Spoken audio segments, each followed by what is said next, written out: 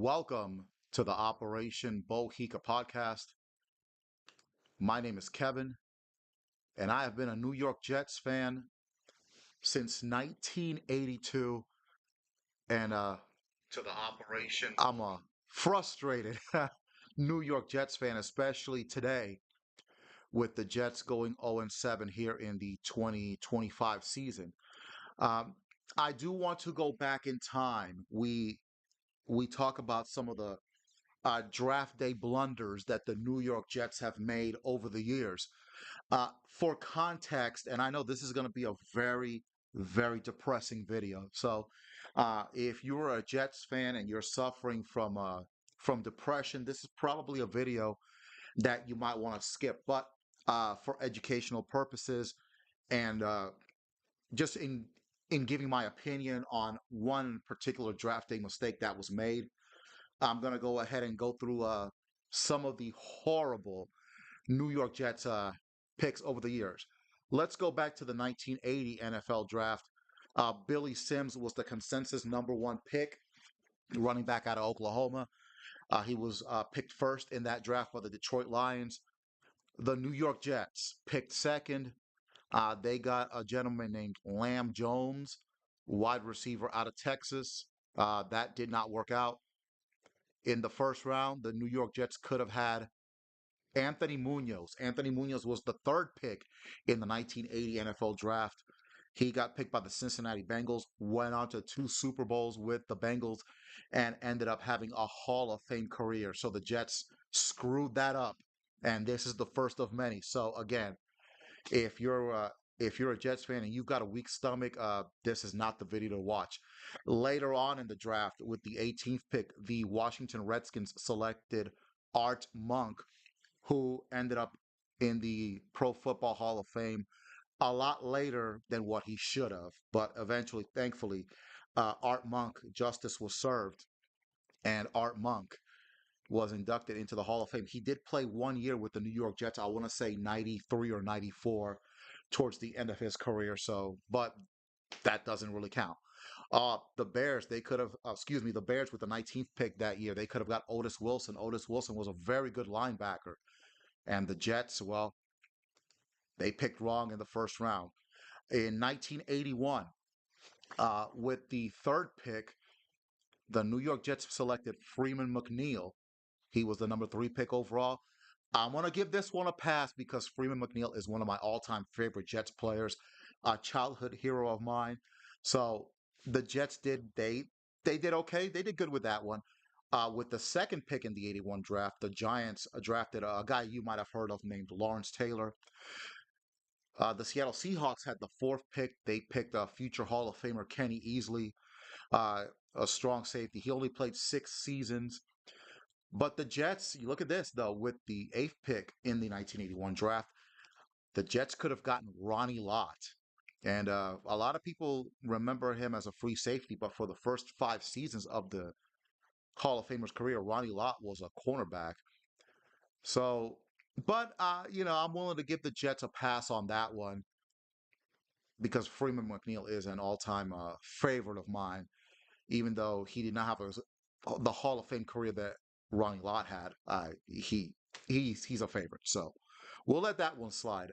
1982, in the 1982 draft, the Jets selected a linebacker named Bob Crable out of Notre Dame. The Jets had a later pick in the draft. They had the 23rd pick.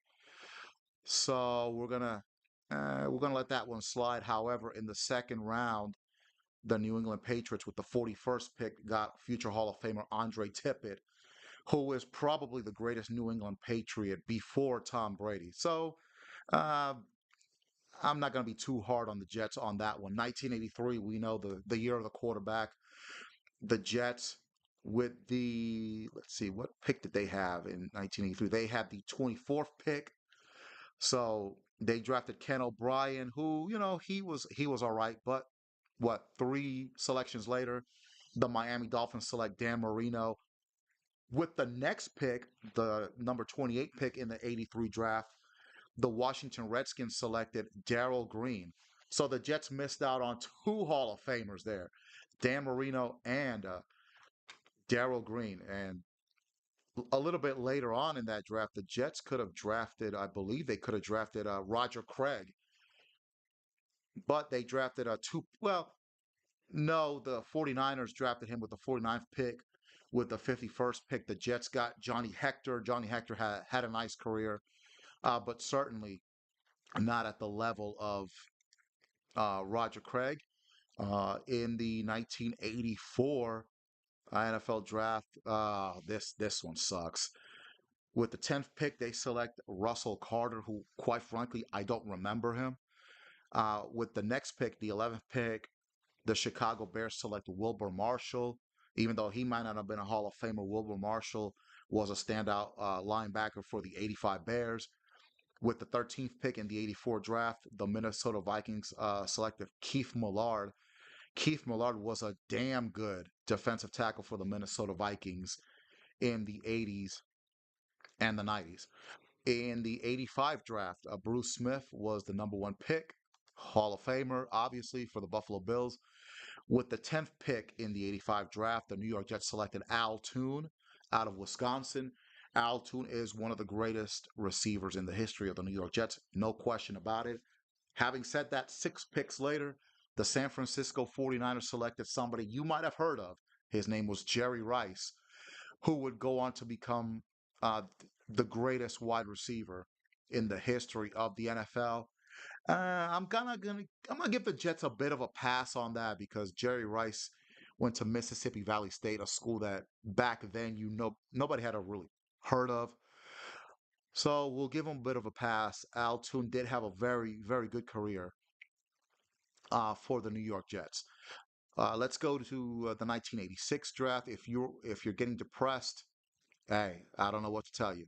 But in the 1986 draft, with the 22nd pick in the first round, the New York Jets selected Mike Haight, an offensive tackle out of Iowa. They could have selected Neil Anderson, who got selected 27th by the Chicago Bears out of Florida. They could have selected Ernest Gibbons, who was a really good wide receiver for the Houston Oilers. They could have selected Webster Slaughter out of San Diego State a little bit later on. But we're not going to be too harsh on the Jets in 1986 for that draft pick. In the 1987 draft, Vinny Testaverde was pretty much the consensus number one overall pick, who would eventually play for the New York Jets in the late 90s. The New York Jets, with the 21st pick in the 1987 draft, selected a fullback named Roger Vick out of Texas A&M. They could have selected Harris Barton, who ended up having some great years as an offensive tackle for the 49ers. I believe he won 2 or 3 Super Bowl rings. They also could have selected Bruce Armstrong, who had a fabulous career as a tackle for the New England Patriots. They could have selected Jim Harbaugh out of Michigan, but the Jets already had Ken O'Brien. So obviously that wasn't going to happen. So that's the 1987 draft. Not too egregious. I'm going to get to a real egregious year here in a little bit.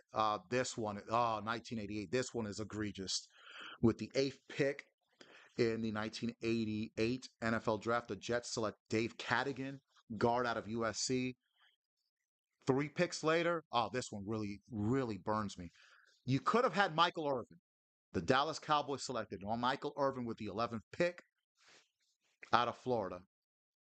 Does anybody remember Dave Cadigan? I mean, let's be honest. And if you couldn't have selected Michael Irvin, you could have selected Keith Jackson, who was a damn good tight end, who got drafted by the Philadelphia Eagles out of Oklahoma. Keith Jackson, one of the better tight ends in the history of college football. You also could have drafted Randall McDaniel, who ended up being a Hall of Fame guard. Minnesota selected him with the 19th pick out of Arizona State. So that's 1988 egregious, not drafting Michael Irvin. He was that dude um, for the University of Miami Hurricanes. 1989, the New York Jets select Jeff Lageman. I'm not going to get too upset about that one.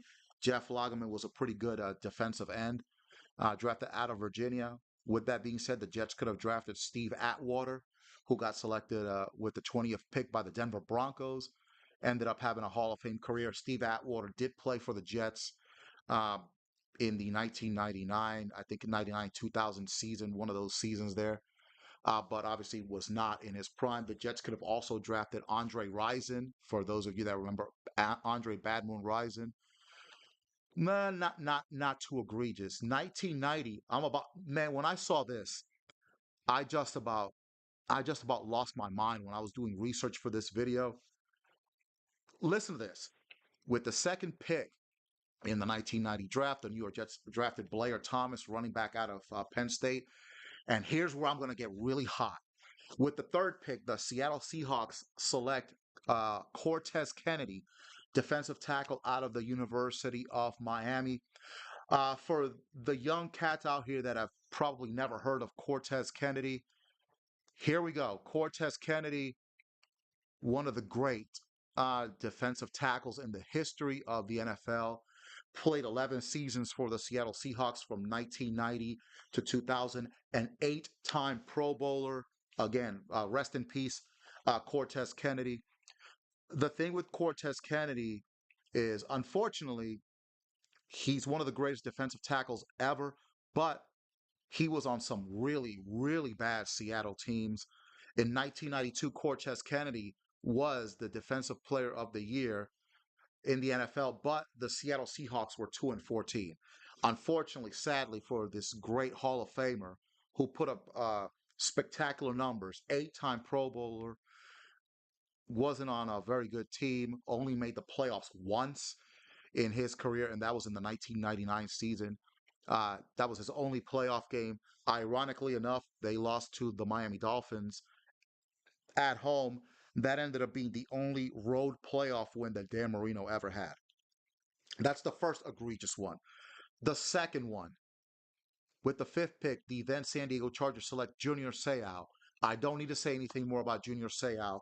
Hall of Famer, one of the greatest linebackers in the history of the league. And then another one that was egregious that the Jets missed out on in 1990 with the 17th pick in that year's draft. The Dallas Cowboys select Emmitt Smith, who ended up being the all-time leading rusher in NFL history. The Jets could have also had Rodney Hampton, who was a damn good running back out of Georgia. Not a Hall of Famer, but he had a very good career. That 1990 draft is particularly egregious. In 1991, the Jets did not have a first round pick because they selected Rob Moore, wide receiver, in the 1990 supplemental draft. Rob Moore had some pretty good seasons for the Jets, so we're going to skip 1991. Let's go to 1992. In the 1992 draft, with the 15th pick, the Jets get Johnny Mitchell, tight end out of Nebraska. They could have gotten the late Chester McLaughlin. They could have drafted Dale Carter. They could have drafted Robert Porcher. Robert Porcher was very good in his day. But this one is not super egregious. So let's go to the 1993 NFL draft. In the 1993 draft, the Jets draft Marvin Jones with the number 4 pick out of Florida State. Had a good career. Excellent linebacker for the Jets. Still could have drafted Willie Roaf, the Hall of Fame offensive tackle. He got drafted by the Saints and then later on played for the Kansas City Chiefs. Could have drafted Jerome Bettis, Hall of Famer, out of Notre Dame, but that one's not too egregious. So let's continue. In the 1994 draft, with the first in the first round, with the 12th pick, the Jets select Aaron Glenn. That ended up being a great pick. Aaron Glenn, the current coach of the New York Jets, one of the greatest New York Jets players of all time, and the second greatest Jets cornerback behind Darrelle Revis. The 1995 draft with the let's see who did the Jets. Oh yeah, oh God, oh good God, the Jets with the ninth pick. Oh my God, in the 1995 draft, they draft Kyle Brady, tight end out of Penn State. You could have had Warren Sapp. You could have had Warren Sapp. Heck, You could have had Cortez Kennedy in 1990, or you could have had Junior Seau, and then 5 years later, you could have had Warren Sapp. That's the New York Jets for you. And you know what? You can't blame Woody Johnson because Woody Johnson did not own the Jets. So that is on Leon Hess. Could have drafted Ty Law, who ended up playing for the Jets later on in his career, but you could have drafted him from the jump. He ended up being a Hall of Famer. So you could have had, think about that too. You could have had Aaron Glenn as one cornerback and Ty Law as the other cornerback. Imagine that. Then you go to the 1996 draft with the number one pick. The Jets select Keyshawn Johnson. Uh, could have drafted Jonathan Ogden, who ended up being a Hall of Fame offensive tackle out of UCLA. You could have drafted Marvin Harrison while Keyshawn Johnson was good. He was not the Hall of Famer that Marvin Harrison ended up being. You could have drafted Ray Lewis. Look at Baltimore in their first ever draft as the Baltimore Ravens. They draft two Hall of Famers, Jonathan Ogden and Ray Lewis. So good Lord, good gosh. Which leads me to after the 1996 season, the Jets finished 1-15 under Rich Kotite. Bill Parcells comes in. You already knew off the top that the Jets were going to improve. Having said that, there is one mistake that Bill Parcells made, and that's the the basis of this video. I wanted to give you all these other blunders for context. Peyton Manning did not come out, did not declare for the NFL draft. He stayed another season at Tennessee. He would have been the consensus number one pick had he come out a year earlier. And of course, with the Jets having the number one pick, Peyton Manning would have obviously have been drafted by the New York Jets. Peyton Manning uh, smartly, smartly did not did not come out of college. He stayed another year with Tennessee, and so that left Bill Parcells with a dilemma. Who do you draft with the number one pick in the 1997 draft?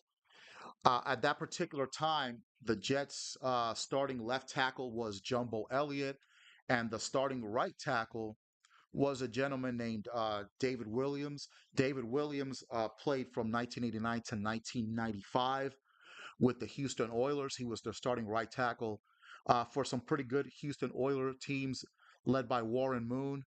They had this innovative concept back then called the run and shoot offense. Unfortunately, for the Houston Oilers, come playoff time, they just couldn't get it done. Couldn't get it done. It just seemed like year after year after year, they would blow big leads. In 1991 in the playoffs against Denver, John Elway drives down the field for a game-winning, I believe it was a game-winning touchdown. They lose there. 1992, that's the year where Houston had the 35-3 lead in the AFC wildcard game against Buffalo. Frank Reich leads that comeback, and Houston loses uh, 41-38. And then in 1993, they start off 1-4. They win out the rest of the year. They were 12-4. Joe Montana in 1993, as a member of the Kansas City Chiefs, goes into the old Astrodome and beats the Oilers, and that was the beginning, really the beginning of the end for the Houston Oilers. And so David Williams, after the 1995 season, he joins the New York Jets, where he plays in 1996 and 1997. David Williams would retire after the 1997 season. Make a note of that part right there, because I'm about to go in on that part. In 1997, in the draft, Orlando Pace. Orlando Pace was the consensus number one pick since Peyton Manning was not going to come out. But Bill Parcells decided not to use the number one pick on Orlando Pace. What Bill Parcells decided to do was to trade down, and he made a trade with the then St. Louis Rams. So the Rams got the number one pick, and then the New York Jets in the 1997 draft got the number eight pick. So with the number one pick in that draft, obviously the St. Louis Rams were selecting Orlando Pace. And with the number eight pick in the NFL draft in 1997, The New York Jets selected a linebacker named James Farrior. Now, James Farrior played with the New York Jets from 1998 to 2011. In 1998, I don't know what happened. He only played in 12 games and started two. In his rookie season, he did start 15 games. And then after the 2001 season, he ended up going to the Pittsburgh Steelers. And then James Farrior basically became another in a long, long, long line of New York Jets that had success after he left the green and white. He had his best season in 1994, a Pro Bowler. He was the AP Defensive Player of the Year, uh, and had, like I said, a solid career. In 2008, he made a second Pro Bowl. Also won a Super Bowl with the Pittsburgh Steelers, and then in 2010, he gets to another Super Bowl. Also, he was on the 2005 Pittsburgh Steelers Super Bowl winning team who won three playoff games on the road.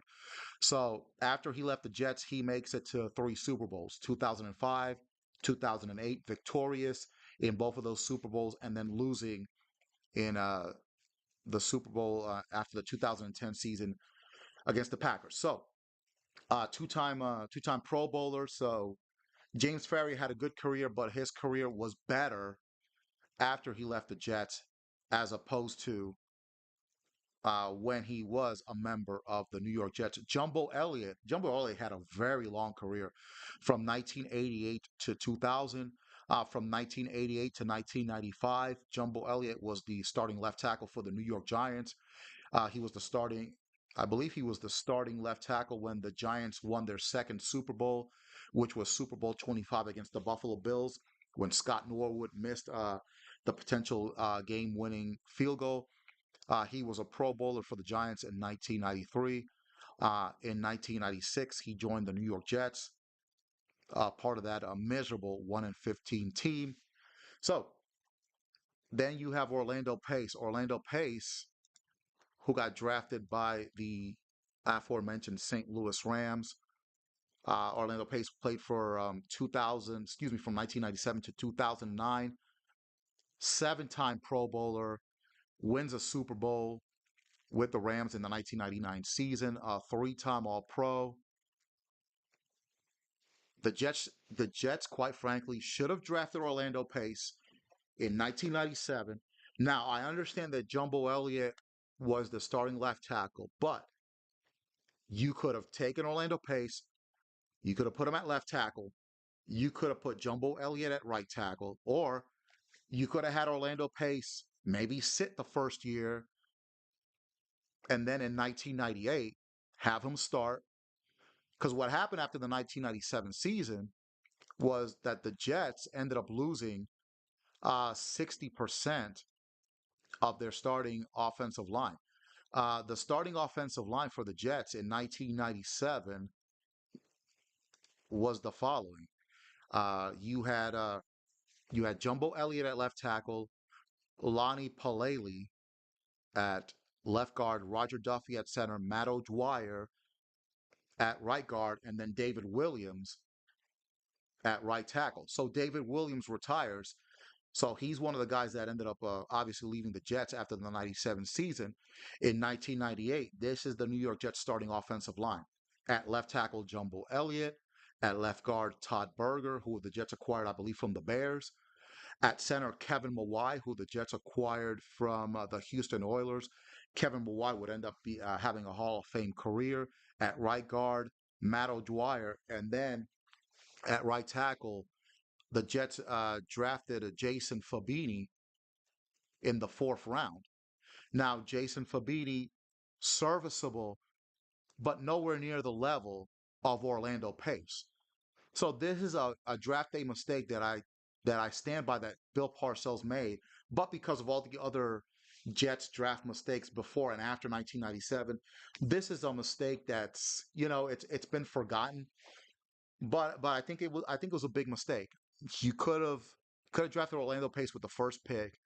You could have either slotted had Jumbo Elliott and David Williams share time at right tackle, or you could have had Orlando Pace sit for a year, and but at the same time, you don't sit the number one draft pick, so that's understandable. But it still ended up being a draft day mistake. And Orlando Pace ended up having a great Hall of Fame career. He was the anchor of that offensive line for St. Louis in 1999, the greatest show on turf, with Kurt Warner and Marshall Falk and Torrey Holt. So, and then of course they got to that second Super Bowl, losing to the New England Patriots. But who knows? Who knows what could have happened if the Jets had drafted Orlando Pace?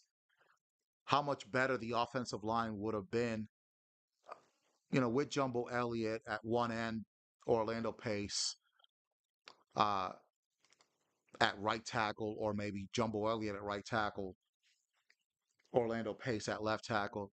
Certainly, Orlando Pace ended up being better than Jason Fabini and definitely better than David Williams. But unfortunately, Bill Parcells, one of the greatest coaches of all time, uh, that is a draft day mistake that he did make. So those are my thoughts on that. Like, comment, subscribe. This has been the Operation Bohica podcast, and I am out.